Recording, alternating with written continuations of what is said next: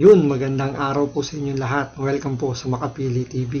Rekta na po tayo. May prediction po ang mga Duterte supporter na ngayon 2026 po ay mag-extra effort po ang mga bataan ni Bongbong Marcos para gibain, siraan, mabuyin itong si Vice President Sara Duterte para kung sakasakali masira siya sa 2028 presidential election. Pero syempre alam naman natin na pinaka main goal ngayon ng mga galit sa mga Duterte huwag makatakbo bilang presidente itong si Sara Duterte dahil alam naman natin na sa latest survey na marami ang naniniwala na kumbaga yung trust rating ni Vice President Sara Duterte ay napakataas kaya halos parang sinasabi natin sure win na ang pagiging presidente ni Sara Duterte pagdating ng 2028. So ito, panoorin po natin itong paliwanag dito na talagang mag-extra effort po ang mga bataan, yung mga galamay ni Bongbong Marcos para sirain talaga si Vice President Sara Duterte. Pero syempre, bago ang lahat, kung hindi ka pa nakasubscribe sa Makapili TV, baka naman pwedeng pakipindot po muna yung subscribe button at the same time. Palike na rin po ng video, wala naman pong bayad yan, kaya pindot na. So ito, panoorin po natin. Kapag hindi nila napatumba si Inday ng 2026, we already have a president in 2028. I take the 2026 as the battle year. Kaya nga magulo ang 2026 kasi gagawin nila ang lahat para itumba si Inday Sara sa 2026. May impeach ba nila si Inday? Sabihin natin na hindi ma-impeach si Inday, but they're going to double down on Inday on issues, gagawa nila ng kontrobersya, bababuhin nila yung 125 million na confidential funds nila, they're going to find something else. Kung relentless sila kay Inday the first 3 years, let us expect that they're going to multiply it by 5. Sabihin na natin na hindi magtagumpay yung impeachment. Hindi lang naman yun yung way para itumba si Inday Bababuyin nila si Inday whether there is an impeachment process or wala. Correct. Diba? That's where we wait. Diba? Kaya nga diba itong manyakol na pare na dating adik, diba? Saka yung mga katropa niya nag-file ng kaso. I think kasama doon si Cielo Magno So nag-file sila sa ombudsman ng kasong plunder dahil pinalaki nila yung amount na 600 million. Kasi yung plunder kapag below 500 million, hindi siya papasok doon. So, nilagay nila sa plunder case yung reklamo nila sa ombudsman kasi non-bailable yun. So, once na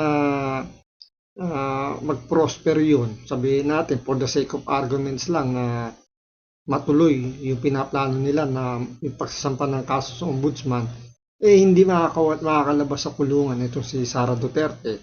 So, kahit na umabot pa ng 2028 yun. So, mangangampanya si Vice President Sara Duterte na nasa loob ng kulungan. Siyempre, magagamit yun bilang negative propaganda na yung tatakbong presidente ay may kaso sa ombudsman. So, ganyan ang gagawin nila ngayon. So, kung hindi nga mag-prosper yung impeachment, kung hindi yun magtatagumpay dahil ngayong 2026 February, pwede na mag-file ng impeachment. So, kumbaga, yun yung plan B nila.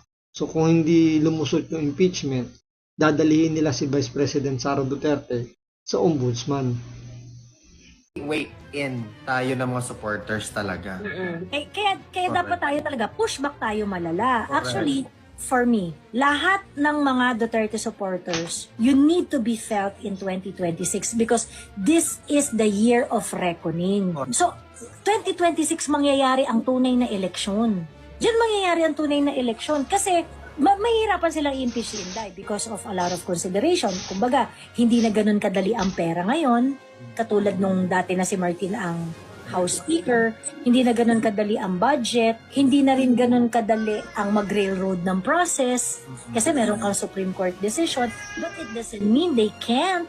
budget nga, national budget nga, na railroad nila eh. Nakafocus ako sa ano bang pwedeng atake nila kay VP because I think that's where we weigh in talaga to push back yung mga the amount of propaganda that will be hurled against all the Dutertes in that matter. Lahat na mga sumusuporta kay VP Inday or sa mga Dutertes in that matter, they will all experience the baptism of fire this year, 2026 talaga yan. But alam nyo kasi, mahal tayo ng Diyos. Correct! Amen! Correct.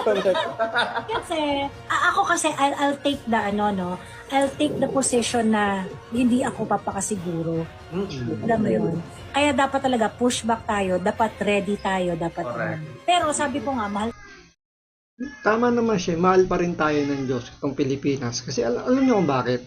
Kasi, gawin nyo nung pinagyabang, di ba, iniyabang ni Bongbong Marcos yung flood control, Diyos na mismo yung gumawa ng paraan para, alam niyo, soplakin yung kayabangan ni Bongbong Marcos. So, dumaan yung bagyo.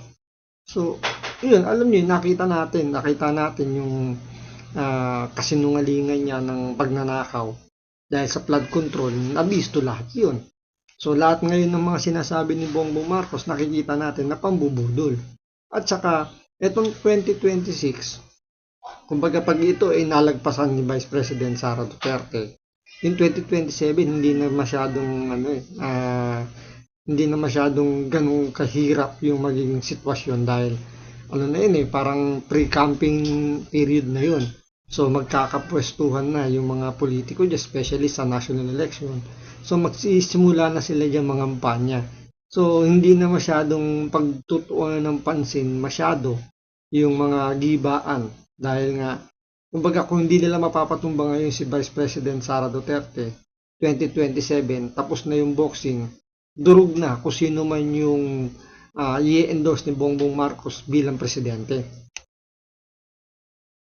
nga, mahal tayo ng Diyos dahil itong 2026, bakbakan rin to doon sa mga unit wing.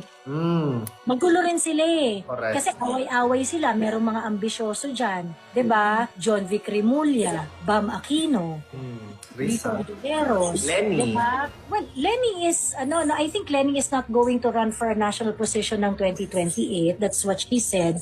But they are all going to fight for the basbas of Mama Lenny. Kasi, aminin man ng mga yellow, pink or not, si Lenny lang ang merong napatunayan at may track record ng solid vote. Kasi she was able to get 14 million votes in 2016 and was able to get around the same amount of vote in 2022. So hindi nawala yon. So sabihin na natin na meron siyang solid 15 million votes na dala. A 15 million vote is actually enough to make a senator win, 'di ba? Sa side nila. So ngayon, si Lenny yung isa sa magiging pinakamalaking source ng boto. Kung kunwari ikaw, nandun ka sa kubol nila, importante yung basbas ni Lenny kasi she is the vote drawer. Sa side nila na konti, di ba? Sa side nilang konti, di ba? Si Lenny na yung makakapagdala ng boto sa kanila. However, si Mama Risa mo, di ba? Hindi nga niya tinulungan si Mama Lenny ng 2021 election sa Naga. Di ba? Hindi niya binigyan ng project si Mama. Di ba? Pagkatapos, si Kiko at si Bam, meron ring mga intriga-intriga yan. Kasi, kung maaalala ninyo, yung katunying na kinembot, The interview? yung insertion ni Mother Insertion, di ba? Yung in-expose ni Katunying. Do you think it is so random that Katunying is all of a sudden going to make a controversy out of the insertions of Risa Ontiveros? Tingin niyo bakit nanalo si Bam Aquino at saka si Kiko Pangilinan? Nanalo ba? Kanino lumapit yan? Si Bam Aquino at saka si Kiko Pangilinan, major players ng kanilang pagkapanalo is because they allied with the people in Malacanang. Correct. Diba? Diyos ko, di nga sila lumabas sa kahit anong survey except Publicus eh. Correct. Yan may punto rito Kasi nga naman, kung isipin mo, paanong nanalo yung dalawang yan? Si Kiko at si Bam Aquino. So, dahil kay George Garcia, kaya nanalo yung dalawa. At the same time, medyo nag-align doon sa Bongbong Marcos sa unit team. Diba? Kasi, alam niyo yung yung dati nilang isinusuka, pero dahil nga kailangan nilang manalo, hindi man nila inaamin na nakipagkuntsabahan o kumbaga naki-rides on sila kay Bongbong Marcos. So nakuha nila yung yung gusto nilang mangyari na manalo dahil nga natulungan sila ni Bongbong Marcos. At the same time, yung kumbaga parang nagkaroon sila rito ng secret deal na kailangan yung Duterte hindi makapasok sa sa 2028. So yan yung nagiging packaging nila ngayon na kailangan lang nilang kadlangan ngayon, magtulungan sila kasi kapag nakalusot si Sara Duterte sa 2028, itong mga kakamping, itong mga pingkiawa, itong mga bataan ni Bongbong Marcos, may kalalagyan to kay Vice President Sara Duterte once na maupo siya bilang presidente. Correct. Tapos bigla silang nanalo. Anyway, I'm trying to insinuate, this is just a theory. If you think it is reasonable or not, it's up to you. But I think there is a line between Kiko and Bam to Malacanang. Pagkatapos, si Katunying, kanino ba connected si Katunying? Diba? Katunying is, diba, very, very close to Correct. Tita Mulam. Diba? Okay. So ngayon, merong mga issues na nilabas si Katunying tungkol kay Risa Ontiveros. Between Risa Ontiveros and Bam Aquino, sino sa tingin ninyo ang mas malapit kay Lam? Si Bam, kasi siya yung kakapanalo lang nung eleksyon eh. So sino sa tingin ninyo yung nag-operate kay Risa doon sa mga insertions? Diba no? It makes sense, diba? So kaya merong chismis na bonggang-bongga na umiikot na ang nag-operate kay Risa Ontiveros tungkol dun sa Our Lady of Insertion, the Virgin Mother of Insertions, na si Risa Ontiveros, ang may kasalanan ay maaaring, di ba, Bam Kiko. Because of this, infighting doon sa part ng mga kalaban natin, it is also kind of difficult na for them to unite para, alam mo yun, patumbahin si Inday Sara. We do not know. Ito isang maganda pa tong punto na sinasabi ni Joey Dahil kung iisipin mo nga naman, kasi diba lumalabas nga na may mga chismis na etong si Ontiveros nga yung gagawing frontliner ng mga dilawan, ng mga pingkiawa na maging presidente. Ngayon, etong si Bongbong Marcos, siyempre, pipili siya ng kanyang mamanukin pagdating nga ng 2020. It's either ang nagiging chismis ngayon si John B. Cremulya. So, makikita mo rito na kumbaga dahil nga may plano si Ontiveros na maging presidente at hindi rin naman gusto ni Bongbong Marcos itong si Ontiveros. So ginawa ng issue, no. So inilabas yung yung expose na itong si Risa Ontiveros may insertion pala doon sa maanumalyang ipinakakorap na budget yung 2025. At ang isa pang punto rito, kaya nagkakagulo ngayon itong administrasyon ni Bongbong Marcos sa kung sino yung magiging susunod o mamanukin niya doon sa 2028 presidential election, kasi sila yung namimili ng ipapalit na maging presidente. Unlike dito kay Vice President Sara Duterte, taong bayan mismo, mga Pilipino mismo, ang nagtutulak kay Vice President Sara Duterte na tumakbo bilang presidente. Sa kabila kasi, ang nangyayari, sila yung pumipili, mga politiko ang pumipili kung sino yung magiging presidente sa 2028. Which is yung nangyari kay Pangulong Duterte, di ba, noong 2016, ipinush ng taong bayan na tumakbo si Mayor Rodrigo Roa Duterte, si Tatay Digong, na maging presidente. So, taong bayan yung pumili. Ngayon, ganito yung nangyayari rin dito kay Sara Duterte. Taong bayan ang pumipili o tumutulak sa kanya, tumakbong presidente. So, yan yung pagkakaiba dito sa nangyayari sa kabilang kubol, sa grupo ni Bongbong Marcos dito sa mga dilawan, sa mga pingkiawa, na sila mismo lang yung nagtuturo o nagtutulak kung sino yung gusto nila maging presidente, hindi taong bayan. We do not know how united they can get in bringing Inday Sara down. Kasi kumbaga parang, kunwari yung grupo nila Risa, I'm pretty sure si Risa ngayon tinatabangan na yan sa Marcos administration kasi parang, ba't yung ko biglang inoperate? Ba't, di ba? I'm pretty sure nagtatanong-tanong na ganyan si Risa Ontiveros. O pagkatapos, si Risa, hindi rin siya masyadong bet ni Mama Muleni kasi nga, kasi nga hindi siya tinulungan doon sa kampanya niya sa Naga. And ako pa ulit-ulit ko sinasabi to na I am not fighting for the Dutertes. I am fighting with them. Yun, totoo yan. Okay?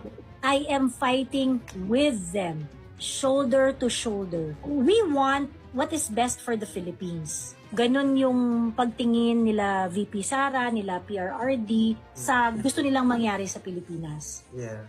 And these people, they have already shown that they are capable of leading our country. And I want our country to be lead ng ganitong klaseng mga leader. Okay? So that is why I support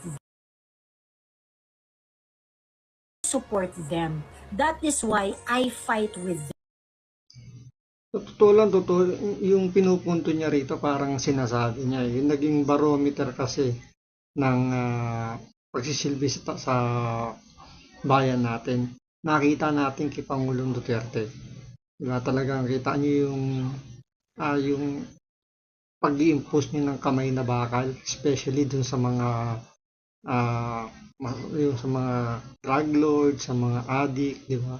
Kitang-kita natin doon na mas binigyan niya ng importansya yung mga law-abiding citizen kaysa doon sa mga kriminal. So, kumbaga, mas nakita pa natin ngayon dahil sa pamumuno ni Bongbong Marcos na wala talagang yung, kumbaga, ang layo. Diba? Nakita natin yung kabubuhan ni Bongbong Marcos kung paano mag-handle ng government. Kaya nga sabi ni Vice President Sara Duterte, di ba? Hindi marunong magpatakbo o hindi marunong maging presidente itong si Bongbong Marcos. At kitang-kita natin ngayon. Kaya naghahanap yung mga kababayan natin na kagaya ni Pangulong Duterte, ni Tatay Digong. So nakikita yun ngayon sa anak niya, which is dito kay Vice President Sara Duterte at sa ibang mga Duterte pa like Pulong Duterte, Baste Duterte. So nasa kanila yung mga quality na nakikita ng taong bayan na mag-aangat sa Pilipinas. Fight with them. Okay? Ang always na dapat na ginagamit natin na guide dito is yung advocacy to make the Philippines better. Yes. Diba? Ano ba yung gusto nating Pilipinas? Hindi yung Pilipinas na hindi binabalasuba sa mga oligarchs. Correct. Yung Pilipinas na kaya mong i-capacitate to its full potential. 'Di ba? Yung Pilipinas na hindi na paglalaruan ng Amerika. 'Di ba? Yung Pilipinas na ina-assert yung sovereignty. Yung Pilipinas na nirerespeto sa buong mundo. Correct. 'Di ba? Yan yung gusto namin. Yan yung ginagawa ni VP at saka ni PRRD. So, I am going to fight for a Philippines to have opportunities like that. To add up to that, sinabi din naman ni VP Inday Sara, if she's going to run for the presidency, she will never be able to do it alone. The decision is only one to carry whatever it is that the entire Filipino community, especially those who support her, na ano ba gusto nating mangyari sa Pilipinas, not really just for us, but really in preparation for the future generation of Filipinos who's going to receive the Philippines that they will see later on, or have, di ba? So yan yung punto ko ba na ang nakikita ko sa mga Duterte, kaya ang pagsusupport ako sa mga Duterte is basically me fighting also with them para sa Pilipinas at para sa future generation of Filipinos. Yan yung nire-reiterate ko rin yan palagi na to me, Which is totoo naman, di ba? Na kaya maraming supporter ngayon si Pangulong Duterte, si Vice President Sara Duterte, yung mga Duterte supporter na nasa Kongreso, sa Senado, dahil nakikita na dun, kumbaga, dun tayo nakakita, dun siya nakakita ng pag-asa. Sabi nga nila, di ba, there's a light in the end of the tunnel. So, parang ang nakikita ngayon dito, nasa loob tayo ng isang tunnel ngayon at ang nakikita natin liwanag para umahon ng Pilipinas, ay ang mga Duterte at yung mga Duterte supporter. So, hanggang dito lang po muna. Maraming salamat po sa panonood. Ingat po kayo lagi. God bless.